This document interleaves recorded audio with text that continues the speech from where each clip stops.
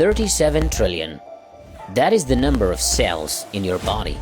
In comparison, your body is also a host to 40 trillion microscopic colonists. In other words, you have more non-human cells than actual human cells, which means that roughly a little over 43% of you is not human at all. But it is not alien cells either that inhabit us. Rather, they are microscopic organisms that have inhabited many parts of our body. These microbes include bacteria, archaea, and fungi.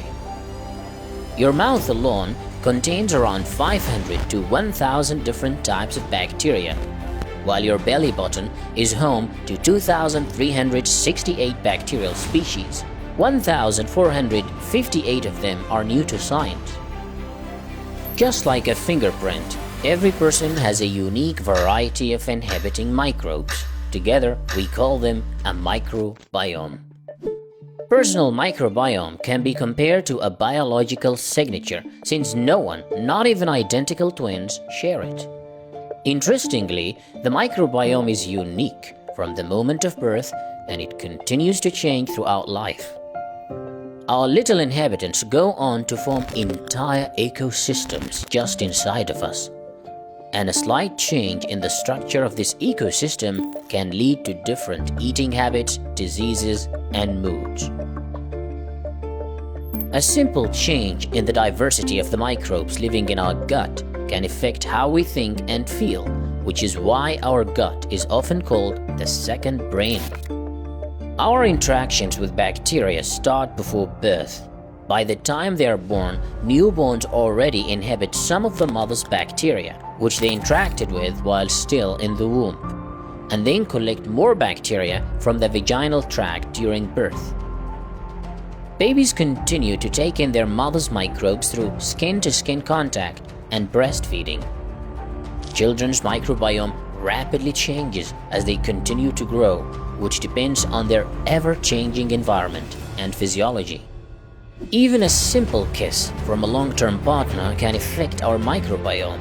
A French kiss that lasts 10 seconds allows partners to exchange as many as 80 million microbes, which eventually become part of their microbiome. Compared to strangers, long-term partners share similar oral microorganisms. Thus, in a deeply existential question of who are we might go ahead and say we are mostly ships that carry bacteria around. But microbes that live in us are far more than tiny parasites. Sometimes our bodies become victims to bacteria that cause diseases like tuberculosis, meningitis, and cholera. Most of the time, however, we are inhabited by peaceful creatures that interact with our bodies in many ways. These microbes that live in our bodies influence our appetite, immune system, emotions, and even mental health. Have you ever felt this confusing urge to eat dessert after a filling meal? Well, it might not be the absence of power of will after all.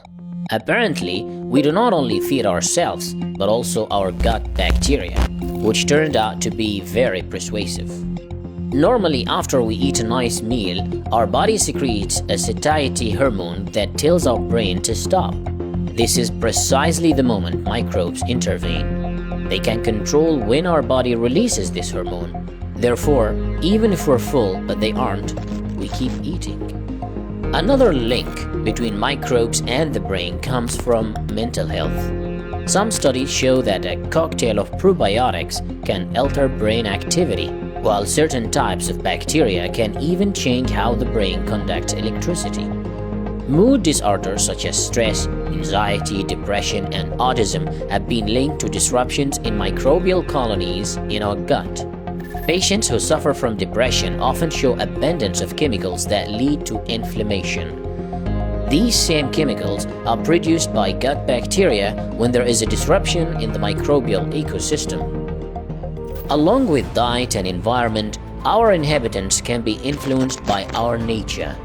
Human genetics also determines which microbes get to colonize our body and which are immediately stopped or made to pass through the ecosystem like a temporary guest. This means that human metabolism and whether we develop diseases like obesity and diabetes later on in life can be predicted at birth by looking at our microbiome. Revealing the secrets of this complex relationship we have with microbes can lead us to a better understanding of how our bodies react in terms of eating habits, mental health, and diseases. Soon enough, we might come to a future where every person will have their own microbiome passport that would carry details of the types and numbers of microbes residing in them. But a more fascinating future would be the one where, by simply changing our microbiome, we could manipulate the host human from curing diseases all the way to changing personality.